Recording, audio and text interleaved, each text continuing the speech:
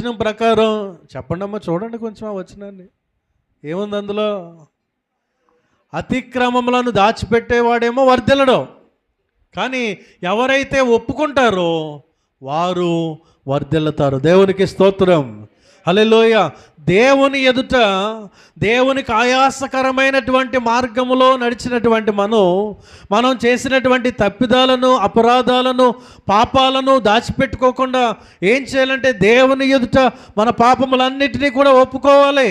ప్రభువా, పొరపాటు అయిపోయింది, ఈ పని చేశాను, పొరపాటు అయిపోయింది, నోరు జారాను, పొరపాటు అయిపోయింది, ఆ మార్గంలో వెళ్ళాను, తప్పైపోయింది, ఆ పని చేశాను ప్రభు అని ఎప్పుడైతే మనము పశ్చాత్తాపడి దేవుని పాదాల మీద పడతామో, ఎవరైతే ఆ హృదయంతో పశ్చాత్తాప పడతారో వారు ధన్యులు అని దేవుని వాక్యం తెలియచేస్తుంది. హల్లెలూయా, హల్లెలూయా. చూడండి ఒకసారి 32